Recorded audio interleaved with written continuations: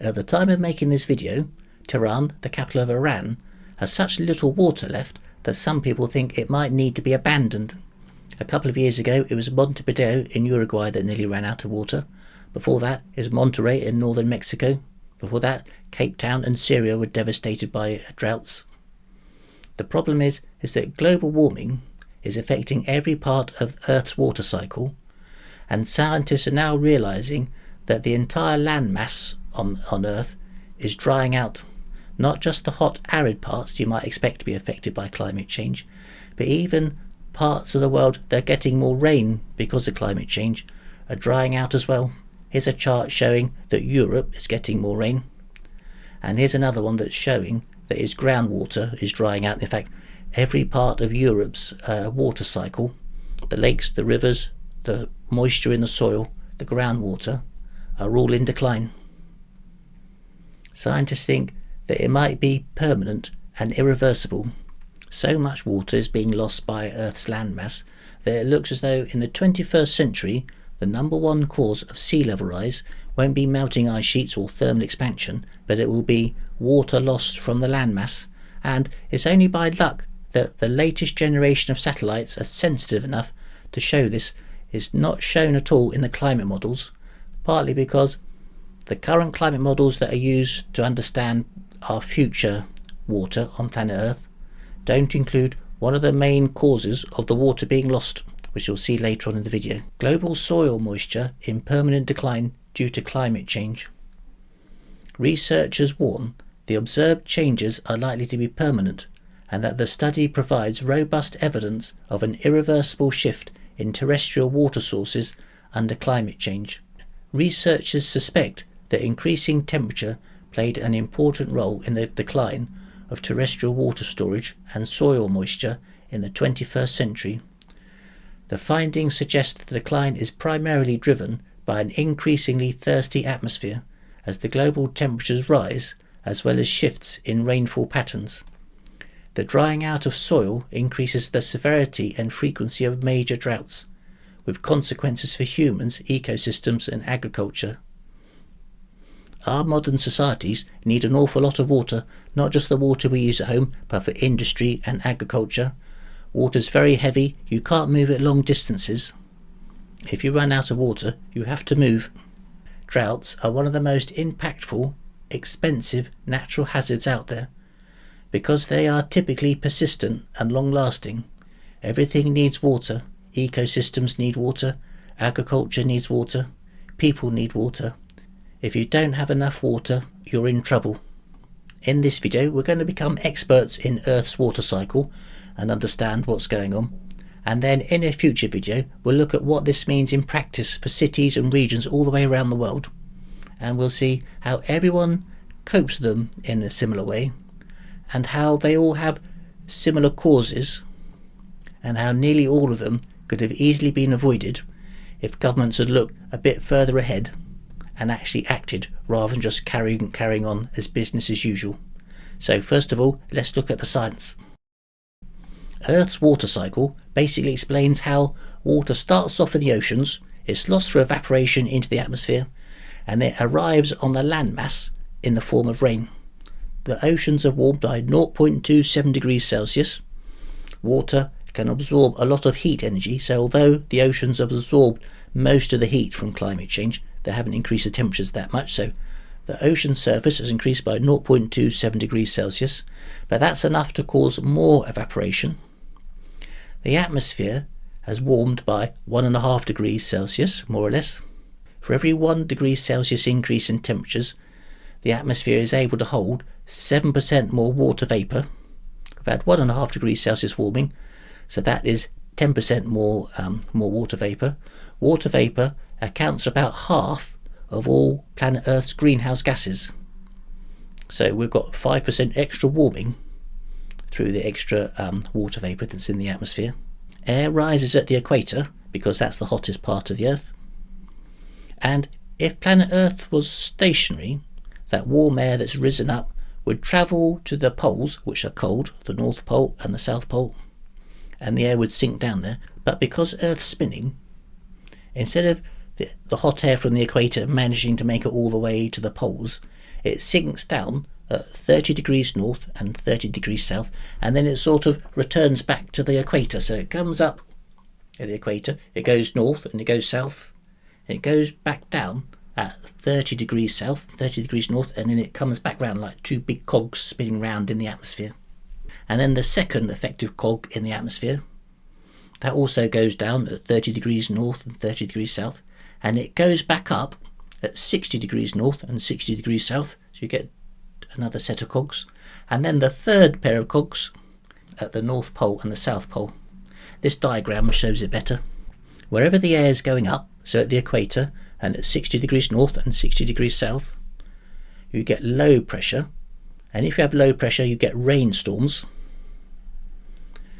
Where the air goes down at 30 degrees north and at the North Pole and 30 degrees south and at the South Pole, you get high pressure, which means you get beautiful clear skies, you don't have any clouds, and you don't get any rain.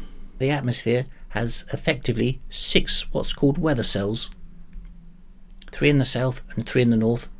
The biggest weather cell, the one where the air currents go the highest, are at the equator, because that's where the air is hottest, and the other weather cells, they gradually get smaller as you go towards the poles. You do get effects from local geography, and also things like the El Nino Southern Oscillation. Those affect the rain patterns, but this is it's these weather cells, they have the biggest, more general effect, and also they affect things like the jet streams and other currents and the Indian monsoon.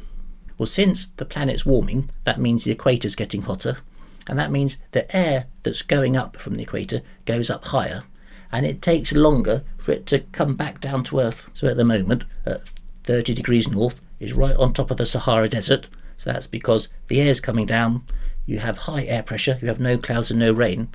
Well, where the air comes down from the equator is gradually moving north and south, is expanding towards the poles, and that means that high air pressure is now arriving at southern Europe, and people are now concerned that southern Europe is on its way to becoming a desert. But where the air currents tend to go up at the equator and at 60 degrees north and 60 degrees south, those areas have low air pressure, more rainstorms, there's more moisture in the atmosphere, 10% more than there used to be. But those areas aren't getting more rainy days. They seem to have the same number of rainy days, but when it rains, it really does rain, and that's why there are more floods being reported in the news. Germany, Spain, France, Britain, Indonesia, Africa. That's what's happening to Earth's weather patterns at a global level, but every part of Earth's landmass is drying out because of 2 or 3 basic factors. First of all, the planet is warming, so there's more evaporation on the soil. Secondly, the atmosphere is warmer, so a warmer atmosphere is much more amenable to accepting water vapour as evaporation takes place, because as the moisture in the soil warms, it gradually reaches the point where it's just got just enough energy to transition from a liquid into a gas, into water vapour. And just as it gets there, the atmosphere almost sucks out that water molecule as water vapour, especially in dry, arid areas, because the air is so dry. But even in warmer, moisture areas, like Europe, the atmosphere is still quite keen to accept that water vapour. And when it does rain, because the soil is drier, because of the extra evaporation due to the heat, the soil becomes hard-packed. Dry soil is much less amenable to absorbing rainwater than wet soil. So when it does rain, instead of being absorbed by the soil, it is more likely for the rain just to run straight off, especially if it comes in great monsoons. Remember, we're not having more rainy days, but when it does rain, you get more rain. So all this water arrives, it runs off the soil, which is hard baked, it runs off hard surfaces in man-made areas like cities, which has lots of concrete and tarmac. It goes straight into the drain, into the rivers, and it becomes the #1 cause of sea level rise in the 21st century because that rainwater is no longer being absorbed by the landmass, which used to be an important part of the water cycle. But there's a third aspect that happens, and that's because there's a positive feedback loop built into all of this. Wherever part of the world you live in, if you have trees, if you have lakes and rivers, it will be cooler than if you didn't have those things at all. Here's a heat map showing the general temperatures in London. You can see along the River Thames, by lakes, by green areas, by parks, it's cooler than the built up areas because water has a high heat capacity, so it can absorb a lot of heat without increasing in temperatures, so it has a cooling effect. Trees and grass, they lose moisture in the form of transpiration, and that has a cooling effect by putting moisture or water vapour into the air, cools the area. Also, I don't really understand it 100%, but I think that trees and grass have a lower thermal mass compared to like solid soil or concrete. And so they reflect some of the heat back up. They don't really absorb the heat in the same way as soil or concrete. And so that has a cooling area. Well, as your area becomes drier, whether you're in a hot, arid part of the world, or whether you're in a cooler, rainier part of the world, everyone's drying out. The trees go into decline, so they don't provide so much shade. They don't protect the soil from the heat of the sun, so you have more evaporation. As lakes dry out, and in Iran, for example, the 6th largest saltwater lake in the world has just disappeared. So you lose that cooling effect from your water sources as they evaporate. This means not only do you get the direct effects of climate change, of a warmer climate, of more evaporation, of rain coming in great floods where it still does rain, but you get a secondary effect, a secondary warming, because all those parts of your environment that used to keep you cool are gradually diminishing, so you get more heat, so you get more evaporation, and whatever part of the world you're in, it becomes more difficult. But on top of that, humans are carrying on as though it's business as usual. Every government likes to prioritise short-term economic growth compared to long-term survivability, as we'll see in a future video. Whenever the media sees there's a drought in Tehran or Montevideo or Monterey or possibly in London in the future, they always concentrate on how much water there is in the reservoirs. But 99% of all liquid fresh water on planet Earth is held as groundwater. Humans have always relied on this as just something which will always get us out of trouble, that we just expect groundwater to always be there and we can always rely on it, so we carry on extracting it without a care in the world. So I'm going to use Europe as an example again of how we're misusing the groundwater, we're overexploiting it, and it's going to bring us troubles in the future. In the future video we'll see how all cities and all regions overexploit their groundwater. But let's just do it for Europe for this video. Securing groundwater is essential since it globally supplies approximately half of the irrigation water and most of the domestic water demands. Given that 60% of the global population resides in regions that are expected to experience water scarcity and reduction in clean surface water availability by 2050, reliance on groundwater resources will inevitably further increase in the future. What's interesting is that even though 99% of all the fresh liquid water in the world is stored as groundwater, and it's so important for our human societies, it's not really taken into account properly by the climate models. The one thing I've noticed about making these videos on climate change is nobody likes the climate models, and they all point out all the shortcomings that they have. Land surface and hydrological models require substantial improvement to accurately simulate changes in soil moisture in changing climate. Current models do not factor the impacts of agricultural intensification, nor the ongoing greening of semi-arid regions, both of which may contribute to further decline in soil moisture. It is essential that next generation models incorporate human-caused influences such as farming, large dams and irrigation systems. In Europe we like to think of ourselves as being politically correct and environmentally responsible, but just like everywhere else in the world, we're just exploiting our water resources in the short term with little care for our future sustainability. About 100 years ago, nations began to tap even deeper into the earth to extract water, confident that infinite resources would forever be replenished by rainfall. Scientists have warned in recent years that this delicate system is in crisis, and that climate change and industrial overexploitation have resulted in a dramatic decline in the quality and quantity of underground fresh water in Europe. Over 15% of aquifers mapped in Europe are dangerously overexploited, contaminated, or both, and the worst affected are important crop-producing countries like Spain, France, Belgium and the Netherlands.